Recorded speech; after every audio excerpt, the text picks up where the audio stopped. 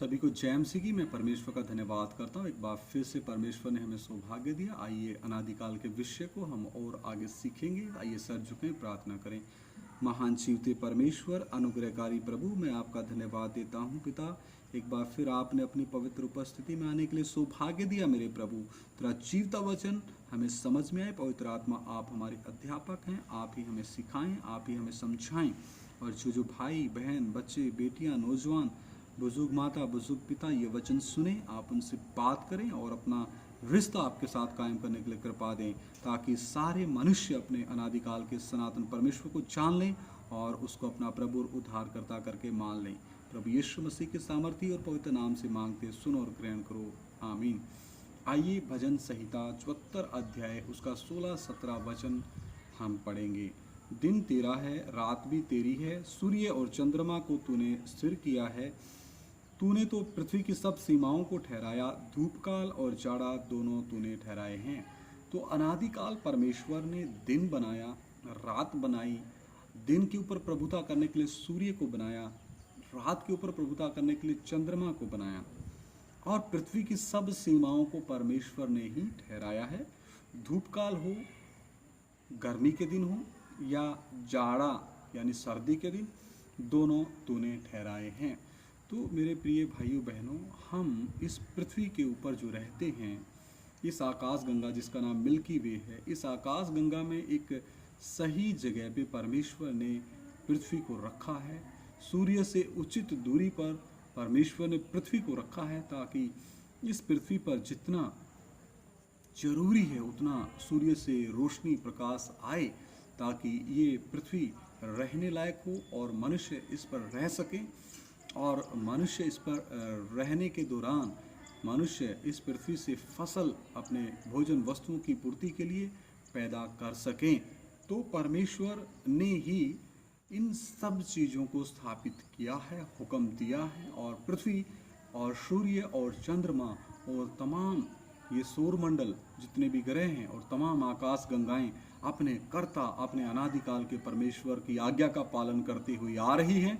लेकिन मनुष्य जाति अपने कर्ता को, अपने अनादिकाल के परमेश्वर को भूल चुकी है और इस पृथ्वी पर ऐसा सोच के बैठ गए हैं कि हम इस पृथ्वी पर सदा हमेशा रहेंगे, इस पृथ्वी पर ही हमारा सब कुछ है। ये ऐसा विचार हर एक मनुष्य के मन में कहीं ना कहीं बैठा है। इसलिए मनुष्य और मनुष्य जाति धन कमाने में, चाहे वैध तरीका हो या अवैध तरीका हो, लगे हैं, पाप करने में लगे हैं और अनेक प्रकार की समस्याओं में, अनेक प्रकार के जो उलझनों में फंसे हुए हैं और अपने अनादिकाल के परमेश्वर के साथ रिश्ता कायम करने की बात को भूल बैठे हैं। तो ये भी एक बहुत बड़ा धोखा मनुष्य जाति के साथ वर्तमान में हो रहा है। अदन की वाटिका से समय से ही ये धोखा शुरू हुआ था, और लेकिन इस धोखे का अभी विस्तार और बढ़ता जा रहा है। तो हमारा कर्तव्य है, जैसे परमेश्वर ने मेरी आंखें खोली, तो मेरी जो आंखें अंधी थी, जो आत्मिक आंखें अंधी थी, वो परमेश्वर ने वचन के प्रकाश में खोली, ताकि मैं अपना रिश्ता अपने कर्ता के साथ बना सकूं और उस परमेश्वर की मर्जी अपने जीवन में पूरी कर सकूं। तो मेरे प्रिय भाइयों बहनों, सभी का कर्तव्य है अपने अनादिकाल के परमेश्वर को जानना और उसके साथ अपना आत्मिक रिश्ता मजबूत करना और इस पृथ्वी पर रहते हुए उस परमेश्वर की महिमा करना। आइए हम भजन संहिता 77 का 13 वचन भी पढ़ेंगे। भजन संहिता 77 का 13। आइए हम भजन संहिता 77 अध्याय उसका 13 वचन भी पढ़ते हैं। भजन संहिता 77 अध्याय, जबूर 77 पाप उदा 13 वचन। हे परमेश्वर, तेरी गति पवित्रता की है, कौन सा देवता परमेश्वर के तुल्य बड़ा है। मेरे प्रिय भाइयों बहनों, इसमें बुरा मानने की कोई भी आवश्यकता नहीं है, ज़रूरत नहीं है, क्योंकि जो परम प्रधान है, जो परम ईश्वर यानी परमेश्वर है, ईश्वरों का भी परमेश्वर, तो वो इनके ऊपर प्रभुता करता है। वचन कहता है, कौन सा देवता परमेश्वर के तुल्य बड़ा है। तो परम प्रधान यानी परमेश्वर भी जो इन देवताओं के ऊपर नियंत्रण रखता है और इनको दिशा निर्देश देता है और ये देवता भी, देवी देवता भी उस परम प्रधान यानी एकमात्र सच्चे परमेश्वर यहोवा परमेश्वर का हुक्म मानते हैं और उनकी आज्ञा का पालन करते हैं। तो कितना खुशी की बात है, जो मेरे भाई बहन हैं वो इस परमेश्वर के साथ अपना आत्मिक रिश्ता कायम करने से फिर क्यों पीछे खड़े हैं। आगे बढ़ करके अपने अनादिकाल के परमेश्वर को जान करके उसके साथ अपना रिश्ता कायम करें। परमेश्वर चाहता है कि कोई भी मनुष्य नाश ना हो। भजन संहिता 82 अध्याय उसका एक वचन भी पढ़ते हैं। भजन संहिता 82 अध्याय एक वचन, परमेश्वर की सभा में परमेश्वर ही खड़ा है, वह ईश्वरों के बीच में न्याय करता है। क्योंकि पहले वचन में जो मैंने पढ़ा कि परम प्रधान परमेश्वर जो उसकी सृष्टि है, देवी देवता हैं और जो भी वस्तु, जो भी आत्मिक तौर पे स्वर्गदूत हैं और जो गिराए हुए स्वर्गदूत हैं और जो देवी हैं, देवता हैं, सभी के ऊपर हुकूमत करने वाला, सभी को दिशा निर्देश देने वाला, सभी को नियंत्रण में रखने वाला, पूरे ब्रह्मांड को अपने हाथों के द्वारा, अपने वचनों के द्वारा संभाल कर रखने वाला एकमात्र परमेश्वर क्या कहता है? परमेश्वर की सभा में परमेश्वर ही खड़ा है। सभी भाई बहन कहते हैं कि परमेश्वर एक है, गॉड इज वन। सब बोलते, गाड़ियों पे भी लिखा हम देखते God is one, God is one. लेकिन वो एकमात्र सच्चा परमेश्वर कौन है, ये भी तो जानना इस मनुष्य जाति का कर्तव्य है। तो मेरे सभी जो भाई, हिंदू, मुस्लिम, सिख, ईसाई, जैन, बुद्धिस्ट, तमाम इस पृथ्वी के मेरे भाई और बहन, बुजुर्ग, माता, बुजुर्ग, पिता, सभी का कर्तव्य है कि उस एकमात्र सच्चे परमेश्वर को जानना। लेकिन एक सवाल है, अगर परमेश्वर एक है तो क्या उसके पास जाने के रास्ते अनेक हैं? नहीं मेरे प्रिय भाइयों बहनों, अगर परमेश्वर एक है तो उसके पास जाने का रास्ता भी एक है। वो हम यूहन्ना की पत्री, यूहन्ना रचित सुसमाचार 14 अध्याय 6 वचन में पढ़ते हैं, जब प्रभु यीशु मसीह ने कहा, मार्ग, सत्य और जीवन मैं हूँ। हालेलुया। तो प्रभु यीशु मसीह पिछले भागों में हम देखते आ रहे हैं, जो एकमात्र सच्चा परमेश्वर है, अपने दूसरे व्यक्तित्व में देहधारी हुआ, पुत्र के व्यक्तित्व में देहधारी हुआ, हमारे पापों और श्रापों के निमित्त बलिदान हुआ, क्रूस पे जान दी और आत्मिक तौर पे अधोलोक में हमारी आत्माओं के लिए, प्राणों के लिए कीमत दी और तीसरे दिन मुर्दों में से जी उठे। हालेलुया। यहाँ वचन जो कहता उसी परमेश्वर के बारे में बात कर रहा है, जो एकमात्र है, जो पूरे ब्रह्मांड का करता है, आकाश का करता है, पृथ्वी का करता है, मनुष्य का करता है, मनुष्यों की आत्माओं का करता है, प्राण और शरीर का करता है। हालेलुया। परमेश्वर की सभा में परमेश्वर ही खड़ा है, वह ईश्वरों के बीच में न्याय करता है। तो मेरे प्रिय भाइयों बहनों, जो भी हैं स्वर्गदूत हैं, देवी देवता हैं, जो गिराए हुए स्वर्गदूत हैं, तो इनका न्याय भी यही एकमात्र न्यायी परमेश्वर करता है, जो देहधारी हुआ, जिसका नाम प्रभु यीशु मसीह है, और जो एकमात्र सच्चा परमेश्वर है, जिसने अपने आप को तीन व्यक्तित्व में पिता, पुत्र, पवित्र आत्मा, त्रिएक परमेश्वर के तौर पर प्रकट करके दिया है। हालेलुया। तो हम कितना दिलेरी के साथ अपने परमेश्वर का धन्यवाद कर सकते हैं। मैं भी हिंदू धर्म में पैदा हुआ और मैं प्रभु यीशु मसीह का घोर विरोधी था। मैं इस बाइबल से नफरत करने वाला था। मैं पिछली वीडियोस में भी आप सभी को बताता आ रहा हूं। लेकिन जब वचन कहता है यूहन्ना रचित सुसमाचार 8:32 कि जब सत्य तुम्हें आज़ाद करेगा तब ही तुम आज़ाद होगे। एक बार वो भी मैं वचन पढ़ लेता हूँ। यूहन्ना रचित सुसमाचार 8:32 वचन। यूहन्ना रचित सुसमाचार 8 अध्याय उसका 32 वचन। जब तुम सत्य को जानोगे, तुम सत्य को जानोगे और सत्य तुम्हें स्वतंत्र करेगा। हाँ, मैं इस वचन से नफरत करता था, मैं प्रभु यीशु मसीह से नफरत करता था, मुझे अपने देवी देवताओं के ऊपर मान था।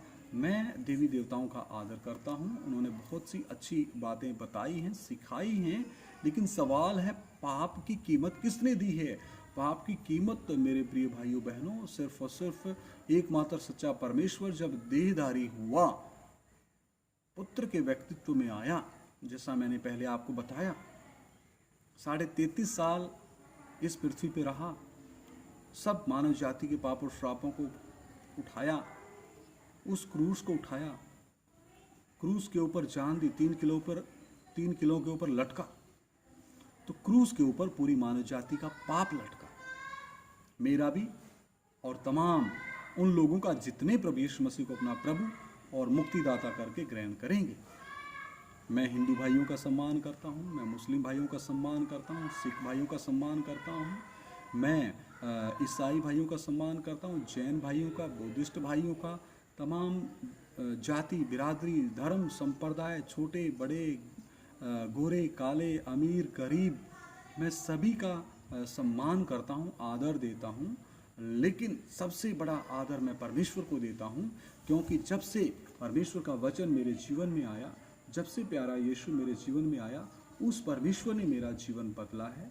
मैं पहले घमंडी, अहंकारी, लोभी, लड़ाई करने वाला, बैर रखने वाला, द्वेष रखने वाला, ईर्ष्या रखने वाला, जलन रखने वाला, बदले की भावना रखने वाला और पता नहीं कितने पापों में मैं गिरा हुआ था, उस दलदल में मैं फंसा हुआ था।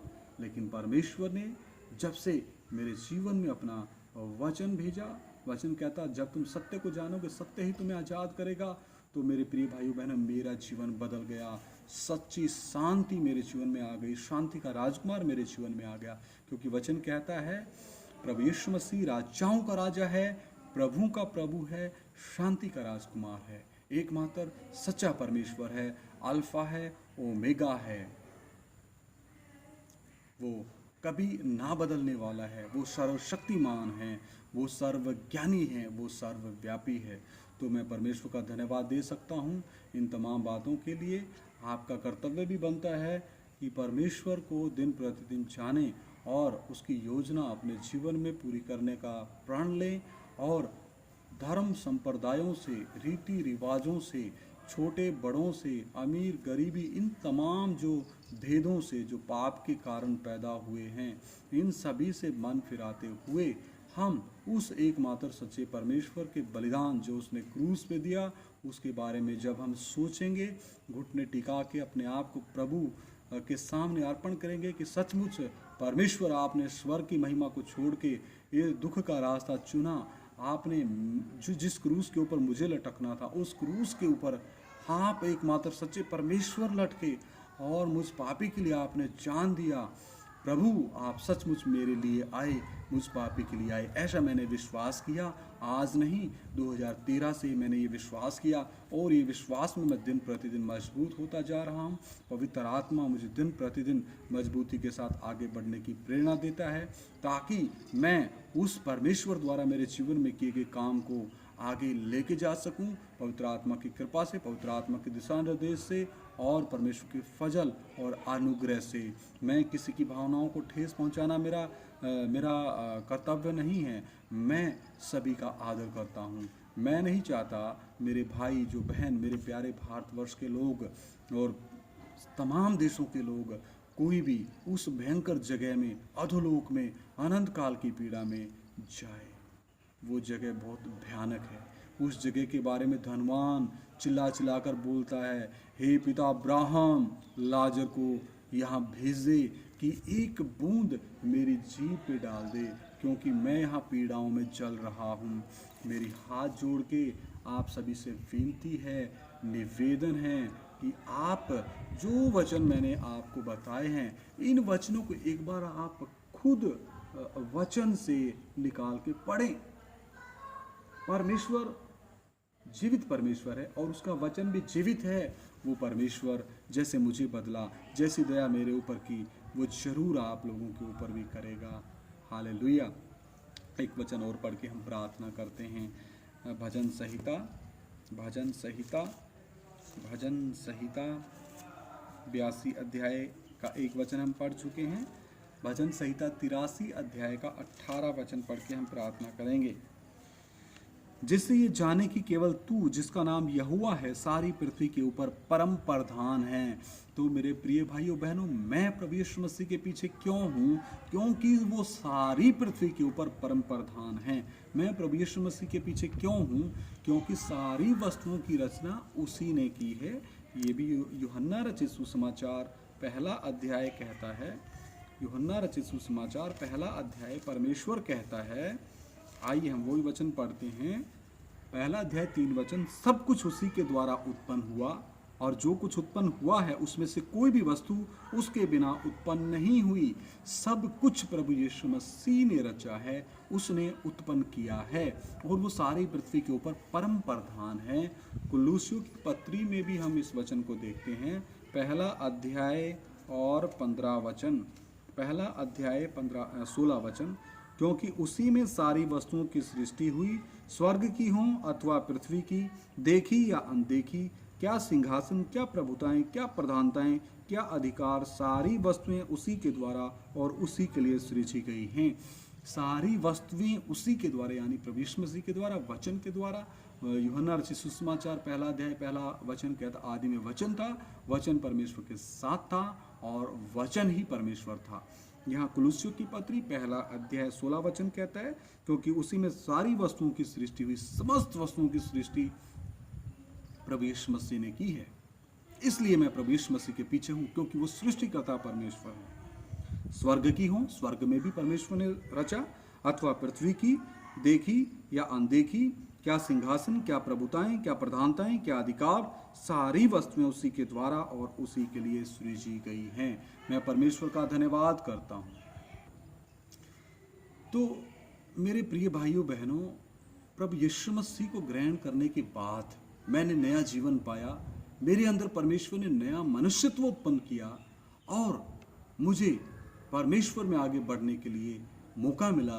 मेरा जन्म परमेश्वर के घराने में हो गया और मेरे अंदर जो भीतरी मनुष्यत्व आया है वो परमेश्वर के वचन के द्वारा पवित्र आत्मा की मदद से आया है।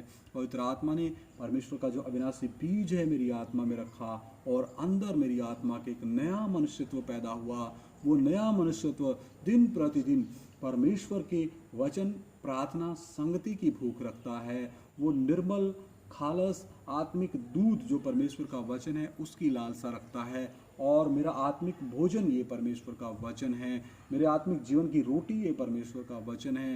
मेरे आत्मिक जीवन का जल ये परमेश्वर का वचन है। मैं जब तक इस भोजन को नहीं खाता मेरी आत्मा की भूख प्यास मिटती नहीं है। हालेलुया।